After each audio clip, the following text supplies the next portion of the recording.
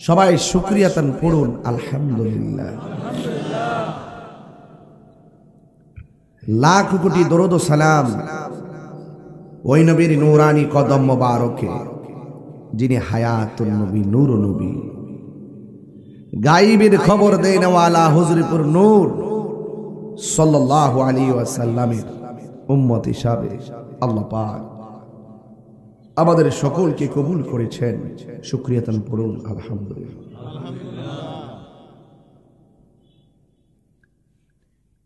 এই দুনিয়াতে আল্লাহ আমাদেরকে পাঠিয়েছেন, আমরা চলবো, আমরা দাঁড়াবো, আমরা একটু শুইব, যেই জন্য আল্লাহ পাক আমাদের জন্য জমিনটাকে বিছানা বানাই দিয়েছে।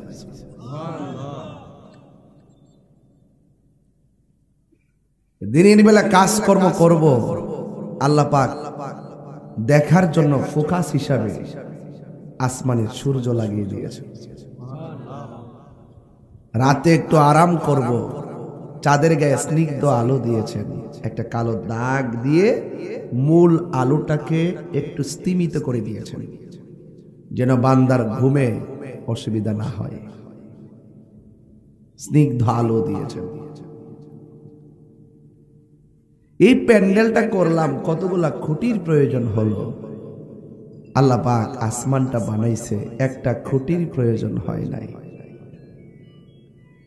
আল্লাহকে চিনতে গেলে আমার বাড়ি যাওয়া লাগবে না, লন্ডন আমেরিকা যাওয়ার কোনো দরকার নাই। শুধু গলা থেকে মাথা পর্যন্ত একটু চিন্তা করেন। আল্লাহ বলছেন খলাকতু বিয়াদাইয়া, আমি আল্লাহ বান্দার চেহারাটাকে আমি আমার পছন্দ মতো বানাইছি। আপনার চেহারা আমার সাথে মিলে না, এটা দেখা যায়, বোঝা যায়। আপনার নাকটা আমার নাকের সাথে মিলে না, দেখা যায়, বোঝা যায়। আপনার চোখটা আমার চোখের সাথে মিলে না, দেখা যায়, বোঝা যায় পরিবর্তন। কিন্তু গলার ভিতরে যে একটা বাঁশি আল্লাহ দিছে, এটা দেখা যায় না, এটা শোনা যায়। কেমন কারিগর আমার মনি, একটা কণ্ঠের সাথে আর একটা কণ্ঠ মিলে না। আপনার একটু চিন্তা করা উচিত, সে আল্লাহ আমাদেরকে কেমন করে বানিয়েছেন। এই মাথাটা আছে না, মাথার ভিতরে এমন যন্ত্র, এমন রগ দিছে, রগের যে পেশটা কয়েক লক্ষ কিলোমিটার লম্বা। এই রগের পেশ, শুধু পেশ, এই ব্রেইনটা যে পেশ দিছে এই মাথার উপরে, কয়েক লক্ষ কিলোমিটার লম্বা, মিলিয়ন পার হয়ে যায়।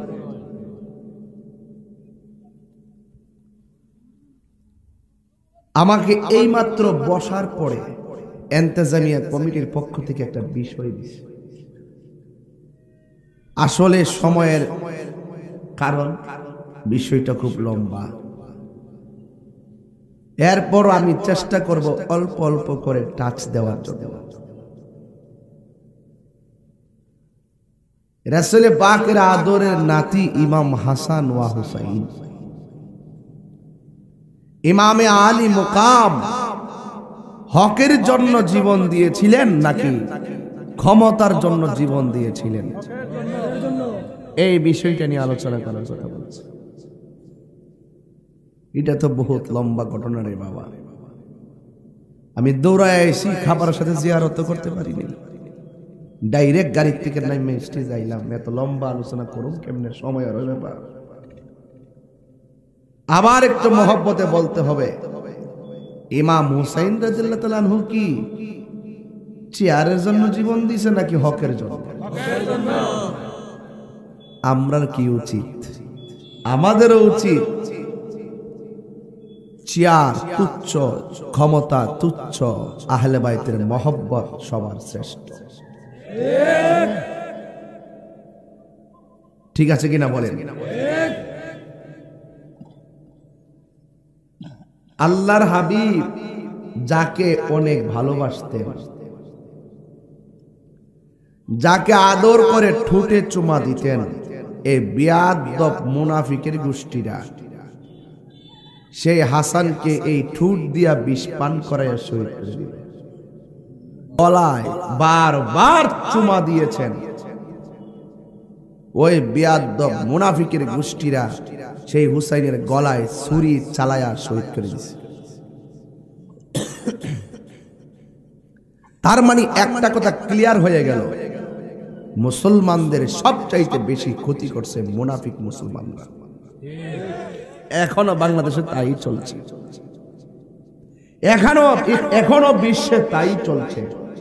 ইহুদি খ্রিস্টানরা টাকার লোভে ফালাইয়া মুসলমানদের ভিতরে ঢুকাই দিছে গন্ডগোল। আর না হয় মুসলমানের ঘরে জন্ম নিয়া কখনো বলতে পারত না বানর থেকে মানুষের সৃষ্টি হয়েছে। আগুন লাগাই দিছেন মিয়া দেশটা। এগুলা দেশের ভাবমূর্তি নষ্ট করতে লিখতেছে, এগুলা সরকারের ভাবমূর্তি নষ্ট করতে লিখতেছে। আমার মনে হয় এই সমস্ত বিজ্ঞানীরা, তারা যারা এই সমস্ত কথাগুলো লিখতেছে, তাদের কোমরে একটা ভিন্ন জোর আছে। এই জোরটাকে সকলে সম্মিলিতভাবে প্রতিহত করতে হবে। এই মুনাফিকরাই, ওরা সম্প্রীতি কথা বলবে, ওরা শান্তির কথা বলবে, মাঝে মাঝে ধর্মের এমন কিছু বিষয় নিয়ে ঢুকাই দিবে, একটা সাম্প্রদায়িক উস্কানি দিয়ে আপনার সাথে আমাকে লাগাই দিবে। এরপরে আমরা ফোকাসে আসব, ওরা ঘরে বসে একটা বিতর্কিত লেখা লিখে দিবে, আর আমরা ফোকাসে এসে আন্দোলন করব, আর এটারে হাইলাইটস করবে, হাইলাইটস করে আমাদেরকে প্রশ্নবিদ্ধ করবে। কথা বলেন ঠিক না ঠিক? মাননীয় প্রধানমন্ত্রীকে বলবো, যারা বলেছে, যারা লিখেছে, কোন ইন্ধনে লিখেছে, কোন ইন্ধনে বলেছে, কোন যুক্তিতে বলেছে, কোন দলিলে বলেছে, আপনি তা তদন্ত করুন। আমার কোমলমতি শিক্ষার্থীদের, সেই শিক্ষার্থী ছাত্র জীবনের আবেগকে নিয়ে খেলার সুযোগ কাউকে দেওয়া হবে না। আমরা চাই প্রধানমন্ত্রী হস্তক্ষেপে পাঠ্য বই থেকে ডারউইন বিবর্তনের যে মতবাদ, এই মতবাদকে উড্ডু করে শান্তির লক্ষ্যে আবারও সংশোধনী বার্তা আমাদের ছাত্রের হাতে তুলে দেওয়ার জন্য। এভাবেই যুগে যুগে যুগে যুগে ইসলামের বিভিন্ন ক্ষতি করছে মুনাফিকরা। কারা? মুনাফিকরা। মুসলমানদের আকীদা হলো আদম আলাইহিস সালাম থেকে মানুষের সৃষ্টি, আদম আলাইহিস সালাম থেকে মানুষ হয়েছে, মানুষের ক্রমধারা এসেছে, বানর থেকে নয়। কেবলমাত্র যাদের জন্ম বানরের ঘরে, তাদের পক্ষে সেই কথাগুলো বলা শোভা পায়।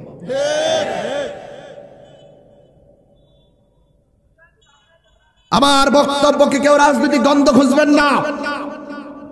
আমি যখন দেখবো আমার ইসলাম, আমার কোরআন, আমার রাসূল, আমার আল্লাহ, এই চার জায়গায় যখন কেউ নিয়ে খেলতামশা করবে, XYZ সে যে কি হোক না কেন, তার বিরুদ্ধে লড়ে যাবেই তাহির। এই মুনাফিকের গোষ্ঠীরা এখনো আছে, এই কর্মধায় আছে। ওই ইয়াজিদের উত্তরসূরিরা কথা বলেন ঠিক কিনা বলেন? ডারউইনের মতবাদ, তার যে সে যে বক্তব্য লিখেছে বা বক্তব্য দিয়েছে, তার যে অভিমতটা শুধুমাত্র মুসলমান ধর্মের সাথে সাংঘর্ষিক না। তার এই মতবাদকে কোন ধর্মই অ্যালাউ করে না। কথা বলেন ঠিক কিনা বলেন? তো যেটা কোন ধর্মই অ্যালাউ করে না, সেটা আমার পাঠ্যপুস্তকে থাকবে কেন? আমার এই প্রজন্মকে সেই বিভ্রান্ত ধারণা দেওয়া হবে কেন? মাননীয় প্রধানমন্ত্রী, আপনি অনতি বিলম্বে এগুলোকে পাঠ্যপুস্তক থেকে দূরে সরান। এগুলো দেশের ভাবমূর্তি এবং আমাদের ধর্মীয় চেতনা যে ভাবমূর্তিকে নষ্ট করার জন্য তারা এক এক সময় একটা লিখবে, লিখে ছাত্রদের হাতে তুলে দিবে বিভ্রান্তিকর লেখা। আমরা সবাই যখন ধরবো তখন তারা বলবে আই এম সরি। এগুলো চলবে না। তাকে দায়িত্ব দেন, যারা গোটা জাতির দায়িত্ব নিয়ে কথা বলবে, তারা সরি বলবে কেন? তারা 100 বার সচেতন হয়ে লিখতে হবে। কথা বলেন ঠিক না বেঠে? এই ডারউইন মতবাদ সপ্তম শ্রেণীর সেই বিজ্ঞান ইতিহাস বই থেকে মুছে ফেলে সুন্দর সংশোধনী দেওয়ার জন্য, আমার ছাত্রের হাতে সুন্দর একটি বার্তা তুলে দেওয়ার জন্য, ওই মতবাদকে ডিলিট করে আমাদের হাতে পরিচ্ছন্ন সংশোধনী লেখা পাঠ্যপুস্তক তুলে দেওয়ার জন্য মাননীয় প্রধানমন্ত্রীর হস্তক্ষেপ কামনা করছি। ভাইয়েরা আমার, আমরা বলতে চাই, আমরা কি হুসাইনি মুসলমান নাকি ইয়াজিদি মুসলমান? এখন আমি প্রতিবাদ করছি, এই প্রতিবাদ করতে গেলে জোর লাগে, জোর। এই প্রতিবাদ করতে গেলে সাহস লাগে। আমি কেন বলছি? আমি ইমাম হুসাইনের চেতনাকে লালন করি। যেহেতু আমাকে কারবালা দিয়েছেন, আমি হুসাইনের চেতনাকে লালন করি। আমি আগুনকে আগুন বলবো, পানিকে পানি বলবো, সাদাকে সাদা বলবো, কালোকে কালো বলবো। আমি যদি এখানে কালোকে সাদা বলি, আপনি কি আমাকে মানবেন? তাহলে আমাকে বলার সময়, যেহেতু আমি ফোকাস, যেহেতু আমাকে আপনারা ফলো করেন, যেহেতু আমার সামনে বসে আছে হাজার লোক, আমাকে কথা বলতে গেলে ওই কথাটাই বলতে হবে যেটা ছোট থেকে বড় পর্যন্ত মানতে বাধ্য হবে। আমি কি বানিয়ে কিছু বলতে পারবো? চেয়ারম্যান সাহেব কি বানায় কিছু বলতে পারবে? ইসলামের বাইরে কথা বলতে পারবে? অথবা অসামঞ্জস্যপূর্ণ কোন কথা বলতে হবে? পারবে? কেন পারবে না? তিনি জনগণের প্রতিনিধি, তিনি এমন ভাবে কথা বলবেন যে কথাগুলো ছোট থেকে বড় পর্যন্ত সম্মানের সাথে গ্রহণ করবে। কথা বলেন ঠিক কিনা? এই কারবালার ঘটনা, বিয়োগান্ত ঘটনা, এগুলো এত সহজে দিনের বেলা ওয়াজের বিষয় না। এগুলো দিবেন রাত্রে 11টার পরে, মানুষ নীরব থাকবে, কেউ হাঁটাচলা করবে না, চোখের পানি ফেলে গড়ে গড়ে কান্না করবে। এগুলো হলো অনেক বুঝার জিনিস। এই জন্য আমি যেহেতু কারবালার চেতনাকে লালন করি, একটা সৎ, একটা মিথ্যার বিরুদ্ধে প্রতিবাদ দিয়ে ওয়াজ শুরু করলাম ইনশাআল্লাহ। আমার যুবক ভাইয়েরা, আমার মুরব্বী বাবাজিরা, হাজার হাজার মানুষ এই কুলাউড়া, কর্মধাপ, মৌলভীবাজারের বাবারা, আপনারা যারা এসেছেন, আল্লাহ রাব্বুল আলামিন কোরআন কারীমের মধ্যে বলেছেন, আমাকে যদি প্রশ্ন করেন তাহিরি হুজুর কারবালা কেন হলো, আমি এক কথা উত্তর দিব কোরআন থেকে, যা আল হাক্কু ওয়া সাহাকাল বাতিল ইন্নাল বাতিলা কানা যাহুকা। আল্লাহ রাব্বুল আলামিন বলেছেন, সত্য সমাগত, মিথ্যা দূরীভূত, অন্যায়ের কাছে মাথা নত করা যাবে না। ইমাম হুসাইন শিক্ষা দিয়েছেন, অন্যায়ের কাছে মাথা নত করবে না, বীরের মতো লড়ে গিয়ে জীবনটা দিয়ে দিবে। এটাই হলো কারবালার আসল শিক্ষা। কথা বলেন ঠিক কিনা? আমার নবীর নাতি ইমাম হাসান রাদিয়াল্লাহু তাআলা আনহুকে ওরা বিষ পান করালো। ছোট ভাই যায় বলতেছে, ও বড় ভাই, বুকের মধ্যে হাত দিয়া যন্ত্রণায় ভুগতেছেন, তার কারণটা কি? বুকে কোনো ব্যথা আছে নাকি? তিনি বলছিলেন, ভাই আমার বুকে কোনো ব্যথা নাই, আমার মনে হয় ওরা খাবারের সঙ্গে বিষ মিশাইয়া দিছে। কারে বিষ মিশাইছে? নবীর আওলাদ, যিনি জান্নাতের সর্দার, যিনি জান্নাতের সর্দার, তাকে বিষ পান করাইছে। আবার ওই ইমাম হাসান হুসাইনের সঙ্গে বিরোধিতা কইরে বেহেশতে যায় বাগা, লাথি মাইরা ফেলাই দিল। সিন্নি খাইলে কার দ্বারা? মোল্লা সিন্নারে বিয়াদ্দবের গোষ্ঠীরা।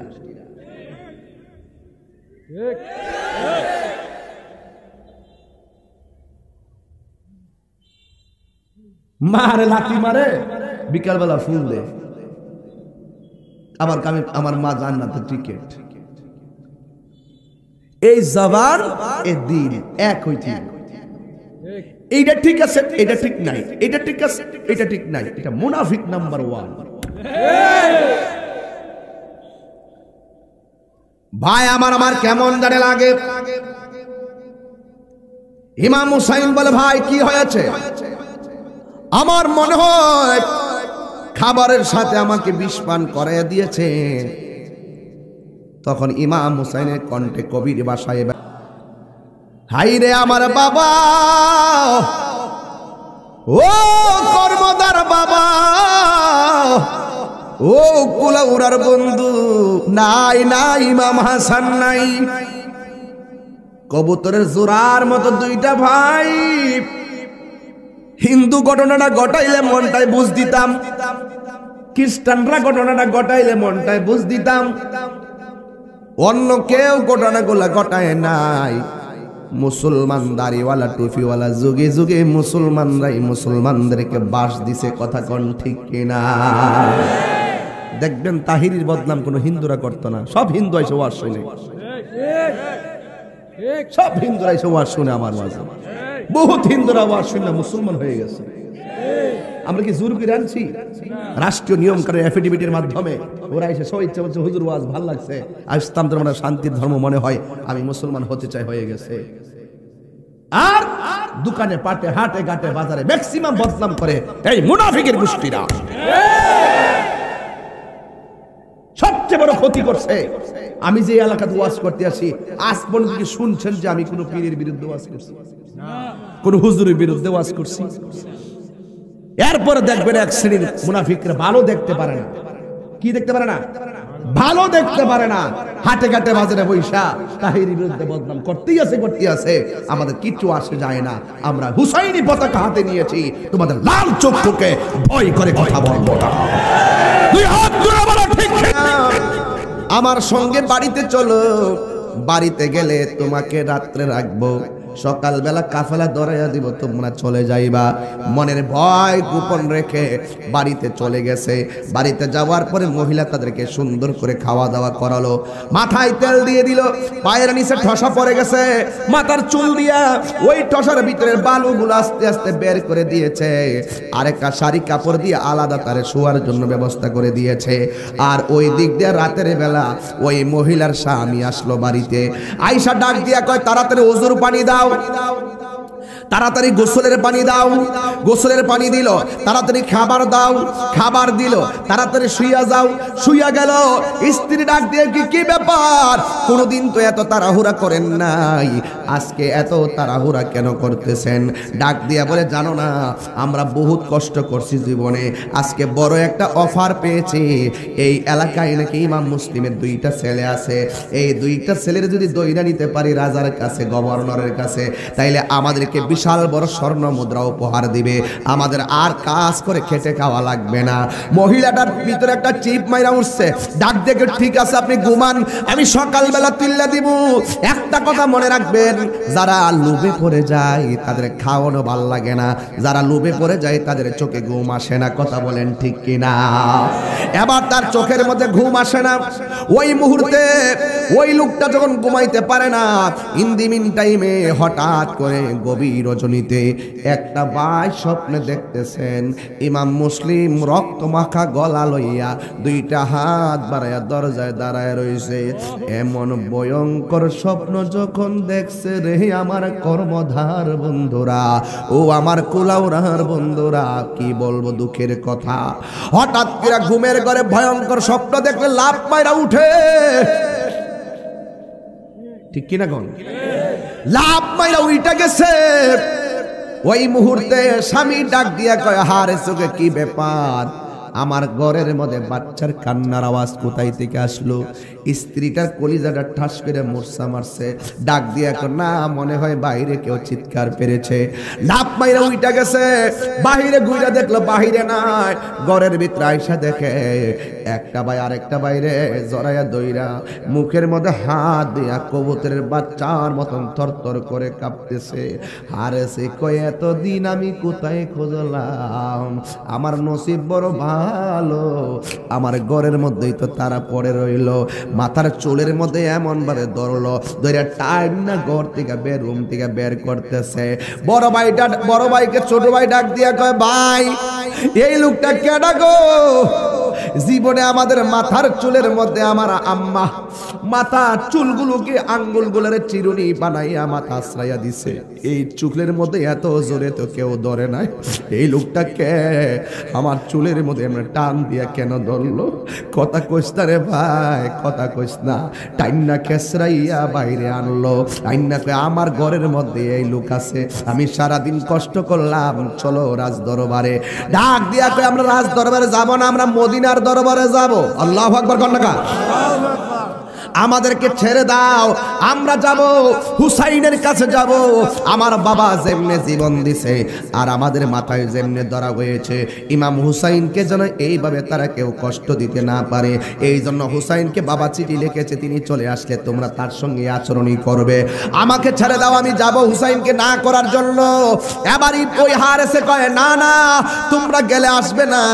ওই দুইটা সন্তান ডাক দিয়ে বলে, নবীর আওলাদের ওয়াদার খেলাফ করে না, জোরে কি সুবহানাল্লাহ বলা যাবে না? আমাকে ছেড়ে দাও। এই কথা বলার পরে ডাক দিয়া বলেন, না, তোমাকে ছাড়লে আমি পুরস্কার পাবো না, বড় একটা অফার খতম হয়ে যাবে, তোমাকে ছাড়া যাবে না। এই কথা বলার পরে দুই বাইরে ধাক্কা মাইরা মাটির মধ্যে ফালাইয়া দিল। ওই ইমাম মুসলিমরা যেমনে গলায় ছুরিটা চালাইলো, ঠিক এইভাবে গলার মধ্যে ছুরিটা যেন চালাইয়া দিবে। কয়ে তোমরা যদি এমনিতে না যাও, মেরে তোমাদের মস্তক রাজ দরবারে নিয়ে যাব। কয়ে যদি তাই হয়ে থাকে, যদি যাইতেই না দাও, যদি তাই হয়ে থাকে, গলা যদি কেটেই ফেলবা, কথা একটা, একটু সময় দাও। এই ময়দানে আল্লাহর জমিনে দুইটা সেজদা দিয়া আল্লাহর কাছে অভিযোগটা কইরা যায়, আমি 2 রাকাত নামাজ পড়ব। হিসাব মিলাইয়া দেখলে ইমাম মুসলিমও কয় 2 রাকাত নামাজ পড়ব, ওনার ছেলেও কয় 2 রাকাত নামাজ পড়ব। এই 2 রাকাত নামাজ পড়ার পরে বড় ভাইটা সামনে ছোট ভাইটারে ধাক্কা মাইরা ফালাইয়া গলার মধ্যে ছুরিটা যখন চালাইয়া দিবে, বড় ভাইটা ডাক দিয়ে, খবরদার রে হারেস, আমার সামনে আমার ভাইয়ের গলার মধ্যে ছুরি চালাইস না। কেন কেন কেন? আমার বাবা চলে গেছে, আমি তার অভিভাবক, আমার সামনে আমার ভাইরে গলা কাটলে আমার সহ্য হবে না। জবাই যদি করতে হয় আমার আগে আমার ভাইরে জবাই করবা না, আমার ছোট ভাইকে ছেড়ে দাও, আমাকে জবাই আগে করো, এরপরে করলে আমার ভাইকে করো। ছোটটারে ফালাইয়া আবার বড়টারে ধাক্কা মাইরা ফালাইলো, ফালাইয়া গলার মধ্যে ছুরিটা চালাইয়া দিব। ছোট ভাইটা ডাকে, খবিস, এ মুনাফিক নাফরমান, কেমনে বাবলি বাবার জায়গায় আমার বড় ভাইটা আমার সামনে গলা কাটবি, আর আমি ছায়া ছায়া তামসা দেখমু, হতে পারে না। জবাই যদি করবা, ভাই বরদন রক্তের বাদন। ও আমার কর্মদার বাবারা, একটা ফ্যামিলির মধ্যে যদি 3টা ভাই তাকে মিলেমিশে থাকো, একটা ভাই আরেকটা ভাইয়ের সঙ্গে মিল্লা থাকবেন, সমাজের মানুষ আপনারে ভালো বলবে, আল্লাহও ভালো বলবে। এই জন্য ভাইয়ের বন্ধন যেন কখনো কোনো কারণে ছিন্ন না হয়। আপনি লন্ডন থাকেন, সিঙ্গাপুর থাকেন, কিন্তু অসুবিধা নাই, একটা ভাই দূরে থাকলেও অসুবিধা নাই, কিন্তু মনের দিক দিয়া একটা রাজ্যে বসবাস করা লাগবে, তাইলে আপনার ঘরের মধ্যে সৌন্দর্য বিকশিত হবে। এবার বড় ভাইটার গলায় ছুরি চালাইব, ছোট ভাইটা কয়, হারেস, জবাই যদি করবা, আমার সামনে বড় ভাইরে করলে আমি মানব না, আর আমার বড় ভাইয়ের সামনে আমার জবাই করলে আমার ভাই মানবে না। তাইলে একটা কাজ করো, 2টা বাইরে সমান সমান করে মাটিতে শুয়াইয়া 2টা বাইরে গলার মধ্যে সমান তালে তুমি ছুরিটা চালাইবা। একজন যেন আগে না মরে, একজন যেন পরে না মরে, এক তালে গলায় ছুরি চালাইও। নাই নাই, ইমাম হুসাইনের গলা, ইমাম হুসাইন এই প্রতিনিধি ইমাম মুসলিমের 2টা ছেলে, ইমাম মুহাম্মদ আর ইমাম ইব্রাহিম, 2 জনে গলায় ছুরি চালাইছে। ওই দিক দিয়ে ইমাম হুসাইন চলে আসতেছে। ওই কাফেলার মধ্যে ইমাম মুসলিমের একটা মেয়ে ছিল, মেয়েটা ডাক দিয়ে, হুসাইন, কোনদিন তো আমার এত আদর করেন নাই, গরমের কারণে মাথায় পানি দিয়ে দিতেছেন, আর গরমের কারণে কাউকে খবর দেন ওয়ালা। কথা বলেন না, কথা বলেন না। আরে বাবা, এই জন্য অনেক মৌলবীরাও তো কারবালার ওয়াজ করে না। কারবালার ওয়াজ করতে গেলে আমার নবী যে গায়েবের খবর জানতেন, এই কথা না মাইন্না ওয়াজটা করা লাগবে। কথা বলেন ঠিক কিনা? একটা বোতল দিছে, বোতল। উম্মে সালমার কাছে নবী বলছিল, উম্মে সালমা, এই বোতলের মাটিগুলো যেদিন রক্ত হয়ে যাবে, সেই দিন মনে করবা আমার কলিজার টুকরা ইমাম হুসাইন শহীদ হয়ে গেছে। আল্লাহু আকবার বলবেন না? আরো বড় করবেন আল্লাহু আকবার। এবার ইমাম হুসাইন দেখলেন কূপটা দিতে দেরি, ডাল থেকে রক্ত বের হয়ে গেল, গোড়ার পা গুলো মাটিতে ডেবে গেল। খেজুরের ডাল দিয়া বালুর মধ্যে গাইরা তাবু দিয়া পর্দা বানায়া ঘর বানাইয়া ইমাম হুসাইন ক শহর বানো জৈনবের লইয়া আমার বাতিজি সখিনারে লইয়া তোমরা মহিলারা পর্দার ভিতরে অবস্থান করো। নামাজ যেমন ফরজ পর্দাও তেমন ফরজ। দেখছেন নি কারবালার শিক্ষার মধ্যে পর্দা আছে, নামাজও আছে। কথা বলেন ঠিক কিনা? ওরা বের হয় নাই। ইমাম হুসাইন পর্দার বাইরে, কি ব্যাপার? আপনার দাওয়াত করলেন, এই অবস্থা কেন? ডাক দিয়ে হুসাইন, সময় আছে আমাদের কাছে, তুমি বায়াত গ্রহণ করো, আমরা যেমনে বলি এমনে চলা লাগবে। ইমাম হুসাইন বলে, তোমরা আমাকে বলছো আমার কাছে বায়াত হবে, তোমরা নবীর আদর্শ প্রতিষ্ঠা করতে সহযোগিতা করবে, এখন তোমরা উল্টা নবীর আওলাদের বিরুদ্ধে অবস্থান নিয়েছ। তোমরা সর্বপ্রথম মুনাফিকি করেছ। এই মুনাফিকদের সাথে জীবন দেওয়া যায় কিন্তু ঈমান দেওয়া যায় না। আরো বড় করে কোন আল্লাহু আকবার। ঈমান দেওয়া যায়। আল্লাহ বলছেন, ওয়ালা তাহসাবান্নাল্লাযীনা কুতিলু ফি সাবিলিল্লাহি আমওয়াতা বাল আহইয়াউ ইনদা রাব্বিহিম ইউরসাকুন।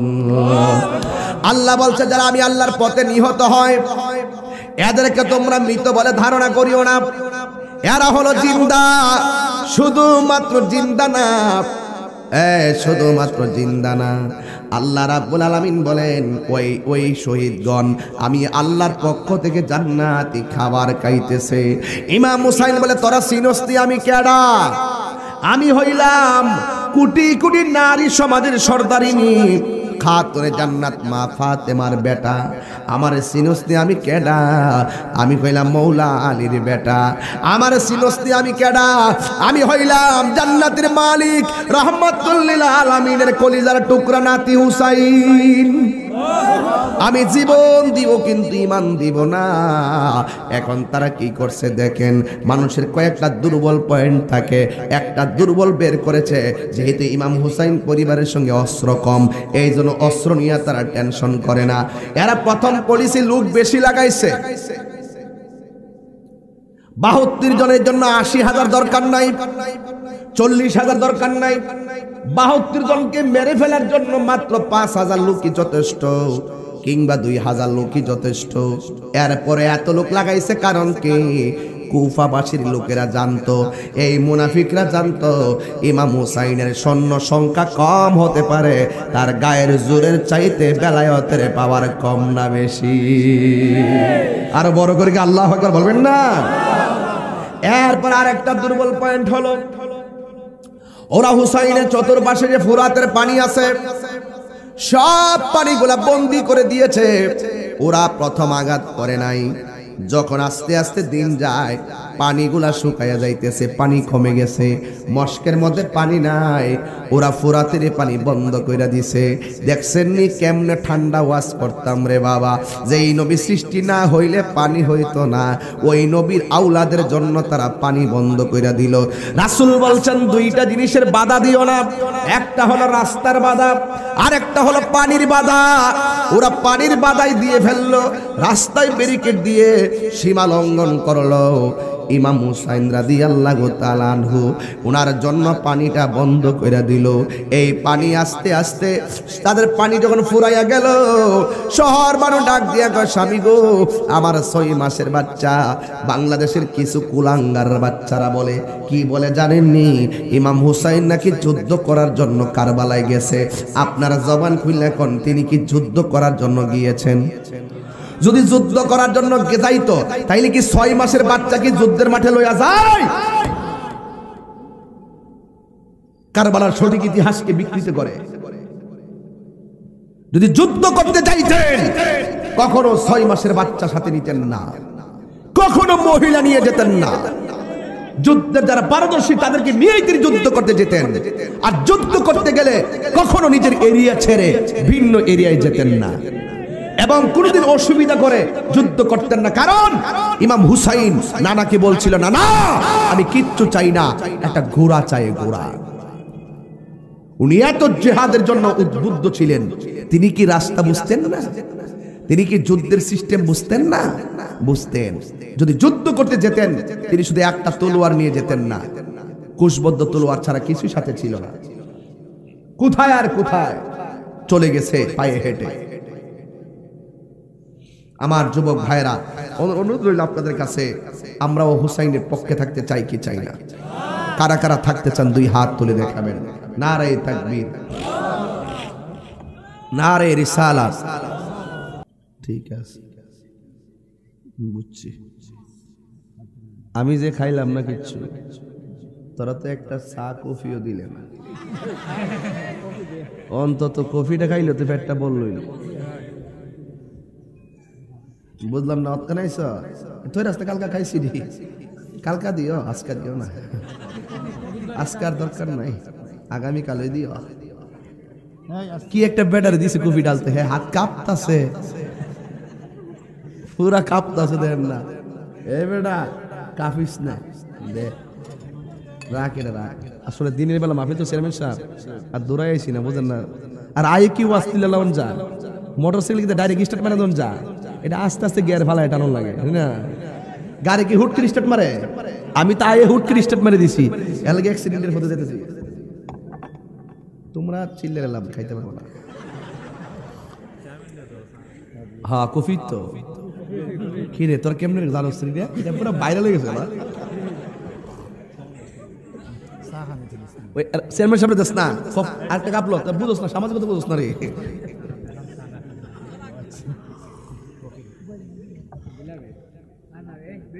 তোর দিল লুল পড়তেছ রে। না না দে, ওই হুজুরে দে, আরেকটা দাও, হুজুরে দাও, আর আমার বাজিরে দাও, পিসাবে দাও। ইয়া আল্লাহ, কিদা করো রে বেটা।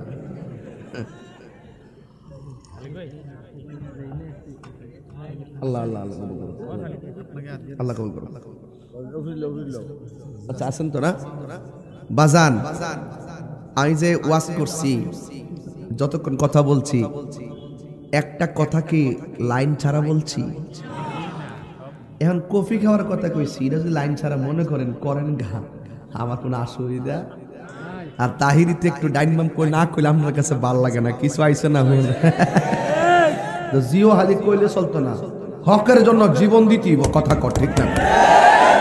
ডাক দিলে ফামুনি মারো। আচ্ছা দেখা যাক কে মুরব্বী কয়ো বাজান। ও আচ্ছা বাজান, বাজান বাজান, ঠিক আছে, দোয়া করেন বাজান। এই বাজান, কষ্ট হইতাছে?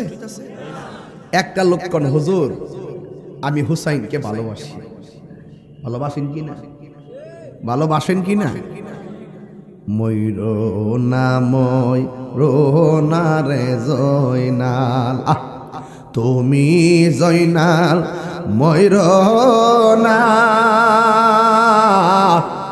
তুমি জয়নাল মারারে গেলে নবীর বংশ থাকবে না। মহরমের 10 তারিখে যে কনা কি গাটাইলে,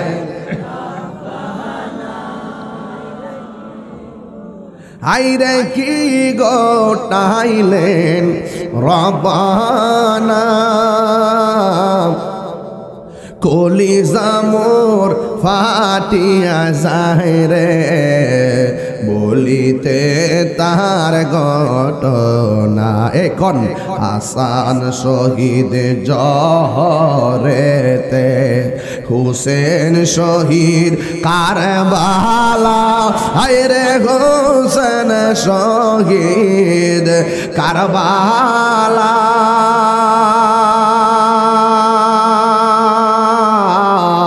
জয়নাল আবদিন বন্দিরে হইল এজিদের রজেল খানা।